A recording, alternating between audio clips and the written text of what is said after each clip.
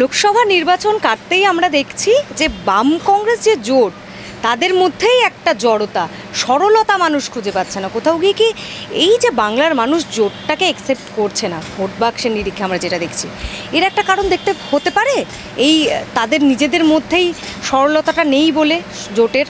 কারণ উপনির্বাচনে যে বাগদা বিধানসভা যে কেন্দ্র রয়েছে সেটা নিয়ে একটা আবার জট তৈরি হয়েছে এই দুটি দলের মধ্যে। প্রদেশ কংগ্রেস সভাপতি তিনি অধীর চৌধুরী, তিনি বামফ্রন্টের চেয়ারম্যান বিমান বসুকে তিনি চিঠি পাঠিয়েছেন যে বাগদাটা কেন্দ্রটি যদি কংগ্রেসের জন্য ছেড়ে দেওয়া না হয়, তারা প্রত্যেকটা কেন্দ্রে, যে 4টি কেন্দ্রে 10ই জুলাই ভোট হবে, 4টি কেন্দ্রেই তারা প্রার্থী দিতে বাধ্য হবে। কি মনে হচ্ছে, এটা কি একটা কারণ হতে পারে? দেখুন, প্রথম কথা, আমার মতে বামফ্রন্টের সঙ্গে বা সিপিএমের সঙ্গে কংগ্রেসের কখনোই কোনো জোট হয়নি। জোটটা হলো বামফ্রন্টের যারা শরিক দল তাদের মিলে, সেটা হলো বামফ্রন্ট, সেটা হলো জোট। কংগ্রেসের সঙ্গে যেটা হয়েছিল সেটা হলো লোকসভা ইলেকশনে যেটা হয়েছিল সেটা হলো সিট অ্যাডজাস্টমেন্ট, যে কোথাও সিপিএম সিট দেবে কংগ্রেস সাপোর্ট করবে, বা কোথাও কংগ্রেস সিট দেবে সিপিএম প্রার্থী দেবে না বা বামফ্রন্ট প্রার্থী দেবে না। তাই এখানে কোনো জোটের বিষয় আসছে না। আর সিট অ্যাডজাস্টমেন্টের বিষয় তো আলোচনা হবেই। লোকসভা নির্বাচনের আগেও আলোচনা হয়েছিল যে এটা আলোচনা সাপেক্ষ। অধীর চৌধুরী কংগ্রেসের তরফ থেকে চিঠি দিয়েছে বামফ্রন্টের চেয়ারম্যান, এটা নিয়ে আলোচনা হবে, আলোচনা হয়ে কোনো সিদ্ধান্ত আসবে। এবং আমার বিশ্বাস যে ধর্মনিরপেক্ষতার স্বার্থে, পশ্চিমবঙ্গের স্বার্থে যেই ডিসিশনে নেওয়া হবে সঠিক ডিসিশন নেওয়া হবে, যাতে করে তৃণমূলের এগেনস্টে সঠিকভাবে লড়াই করা যায়। পাল্টা আলোচনার জন্য অবশ্যই বিমানবাবু বলেছেন, তো সেখানে অধীর চৌধুরীর রেসপন্স পজিটিভ নয়। রাজনৈতিক মহল মনে করছে এই যে চিঠি বিমানবাবুকে অধীর চৌধুরীর, এটা আসলে জোট ভেঙে দেওয়ারই একটা হুঁশিয়ারি।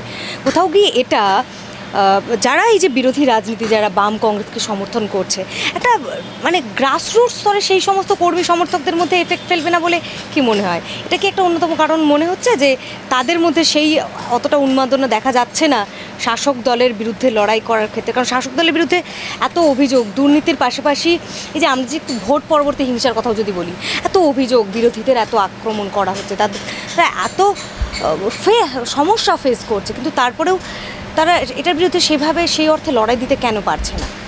দেখুন, লড়াই দিতে পারছে না আমি বলবো না। যে কোনো যখন সিট অ্যাডজাস্টমেন্ট হয়, কথাবার্তা চলে, কেউ বলে যে আমার এই সিট চাই, অন্য দল বলবে না আমি এই সিট ছাড়বো না, কিন্তু এটা কথাবার্তার মাধ্যমেই এর সলিউশন হবে। কিন্তু যদি কারোর লক্ষ্য হয় যে আমাকে পশ্চিমবঙ্গ থেকে তৃণমূল কংগ্রেসকে সরাতে হবে গণতন্ত্রের স্বার্থে, ধর্মনিরপেক্ষতার স্বার্থে, তাহলে ছোটোখাটো বিষয় ঝামেলা না করে একটা সার্বিক যে লক্ষ্য, যে তৃণমূলকে হাঁটাতে হবে, সেই লক্ষ্যে এগোনো উচিত।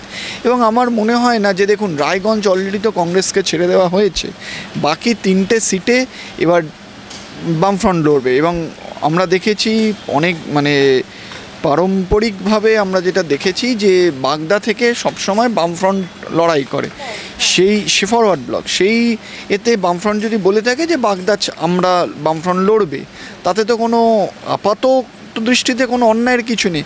কিন্তু কংগ্রেসের দাবি আছে সেটা আলোচনার মাধ্যমেই মিটবে। এখানে সবার আগে যেটা দেখা উচিত, যেটা ভাবা উচিত, যে শত্রু তৃণমূল, রাজনৈতিক শত্রু তৃণমূল, এই রাজনৈতিক শত্রু তৃণমূলকে হাঁটানোর জন্য রাজনৈতিকভাবে যা যা করণীয় সেটা করতে হবে।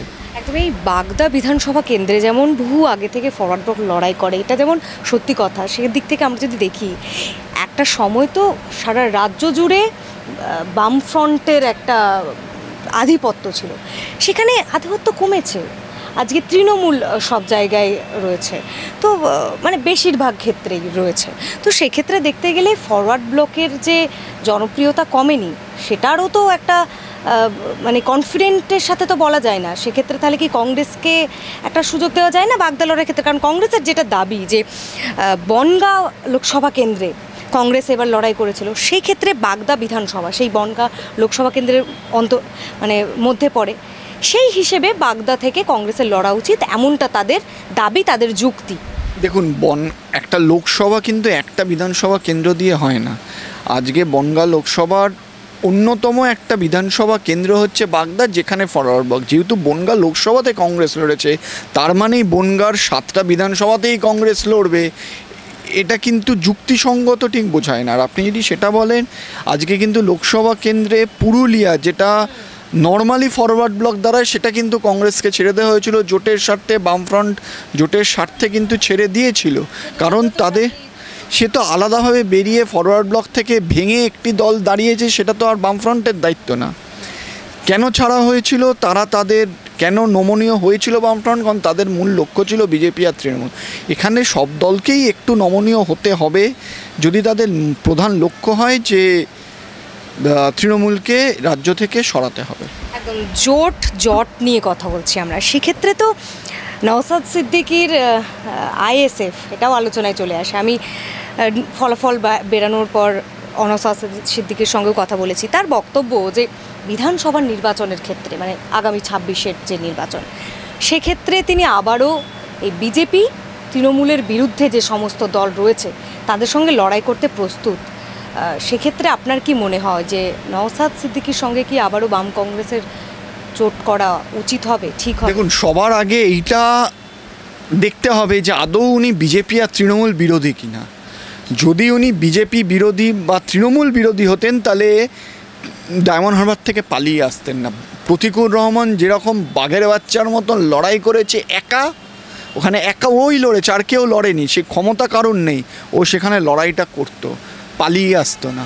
এবার কেন পালিয়ে এসছে সেটা উনি উত্তর দিতে পারবেন। তাই আগে উনি এটা প্রমাণ করুক, বা এটা উনি আগে সঠিকভাবে সিদ্ধান্ত নিন, উনি বা ওনার দল, যে উনি তৃণমূল বিজেপি আদৌ তৃণমূল বা বিজেপির বিরোধী কিনা।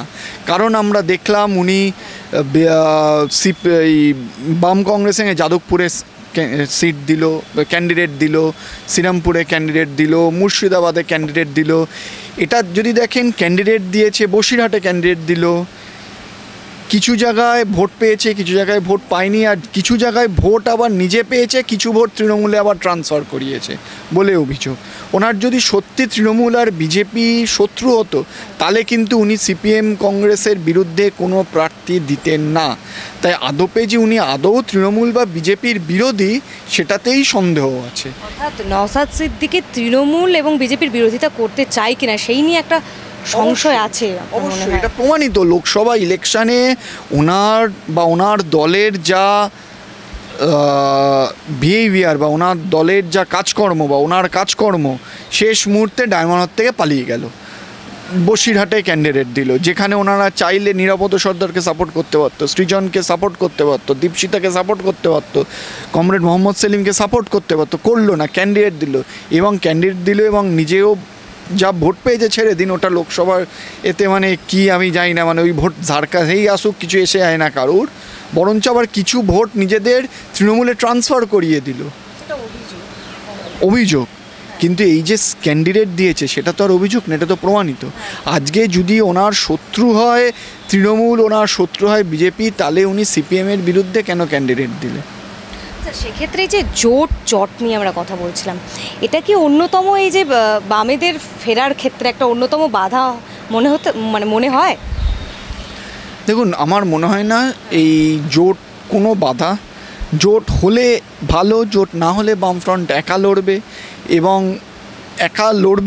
একা লড়ে যদি বা আমার বামফ্রন্টের যা ইশতেহার বা বামফ্রন্টের যা বক্তব্য সেটা যদি মানুষের কাছে পৌঁছতে সঠিকভাবে পারে, তাহলে বামফ্রন্ট ভোট পাবে, সে জোট হোক কি জোট না হোক।